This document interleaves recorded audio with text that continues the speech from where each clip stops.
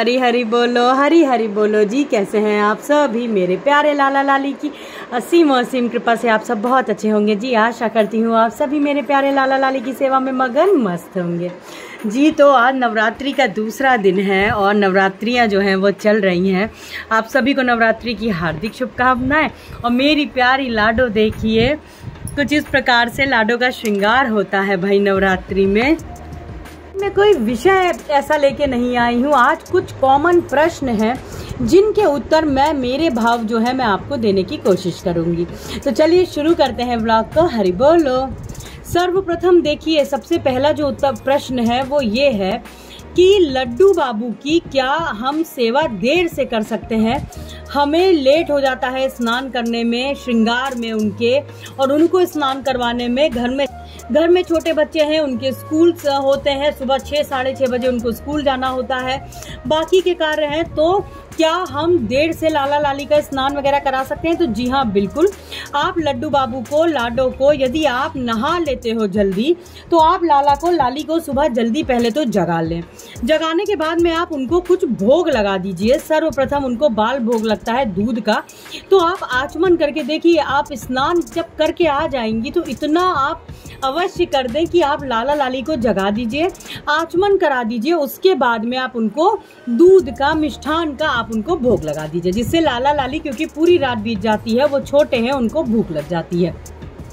फिर बात आती है कि नवरात्रि चल रही है तो क्या नवरात्रि में रोज लड्डू लाडो का श्रृंगार करना जरूरी है? तो ये आपके खुद के भाव है, ये आपके भाव है कि आप लाला लाली के श्रृंगार रोज करना चाह रहे हैं। आपका दिल क्या कह रहा है? भाई मेरी प्यारी लाडो की नवरात्रि चल रही है तो इस समय तो आपको वैसे भी बहुत सुंदर श्रृंगार, आपको जल्दी उठ जाइए, थोड़ा जल्दी सारा सब कुछ कर लीजिए।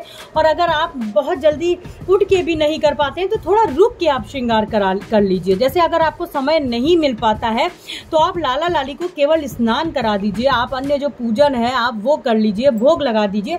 श्रृंगार आप थोड़ा सा लाला लाली का रुक के भी कर सकते हैं। कोई जरूरी नहीं है कि आपने तुरंत स्नान कराया, तुरंत आपने श्रृंगार किया, तुरंत भोग लगाया।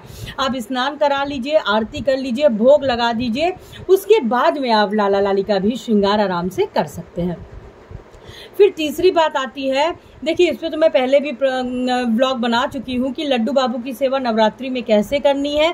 तो नवरात्रि में यदि आपके घर में सभी लोग व्रत है, सभी का उपवास है, तो ऐसी स्थिति में आपको, लाला को, लाली को, आपको फलाहार का ही भोग लगाना है। लेकिन ध्यान रहे कि फलाहार का भोग आप ऐसा ना करें कि सुबह के बाद में आप सीधे रात में लगाएं।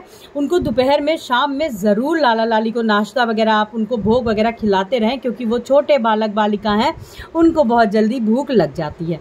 फिर कुछ प्रश्न आते हैं सेवा को लेके कि लाला लाली को क्या रोज स्नान करवाना जरूरी है? तो जी बिल्कुल, स्नान करवाना बहुत जरूरी है। आप भले ही लाला का श्रृंगार ना बदलें, आप लाला को पोशाक भी वही पहना दें, लेकिन स्नान तो आवश्यक है, करवाना ही करवाना है। देखिए आप ये मत भूलिए कि लाला लाली बहुत छोटे प्यारे मासूम मेरे दीनानाथ करुणामयी सरकार हैं, लेकिन वो हैं तो मेरी महालक्ष्मी माँ और नारायण। तो आप उनको स्नान जरूर कराइए, और इतनी गर्मियाँ पड़ रही हैं इस समय तो जरूर स्नान होगा। देखिए फिर एक प्रश्न आता है कि क्या लाला लाली का भोग पहले लगेगा कि आरती पहले होगी? ठीक है कि पहले उनको जैसे आप भोग लगाइए कि पहले आरती करिए। तो देखिए पहले लाला को, लाली को आप भोग पवा दीजिए। आपने सुबह बाल भोग वगैरह लाला लाली को लगा दिया, उसके बाद में आरती हमेशा बिल्कुल पूजन आपकी पूर्ण होने के बाद में की जाती है। ठीक है। फिर बात आ जाती है कि क्या हम लाला लाली को सुबह 5 बजे 4 बजे जगा सकते हैं? तो 4-5 बजे ना जगाइए आप। लाला लाली को गर्मियां हैं तो आप 6 साढ़े 6 बजे तक का आराम से जगा सकते हैं। फिर प्रश्न आता है कि क्या नवरात्रि में भी हम लड्डू गोपाल को बिना स्नान किए छू सकते हैं? बिना स्नान किए छू सकते हैं? तो जी नहीं, आप बिल्कुल भी बिना स्नान किए लाला लाली को स्पर्श नहीं कर सकते हैं।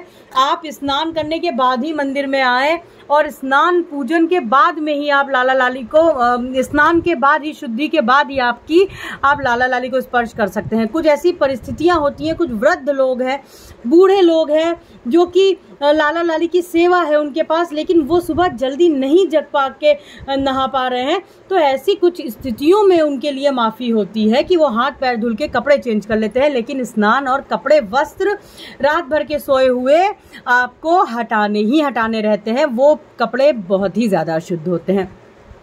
तो ये तो थे कुछ कॉमन क्वेश्चंस जो कि आज मैंने आपको अपने भाव से उत्तर देने की कोशिश की।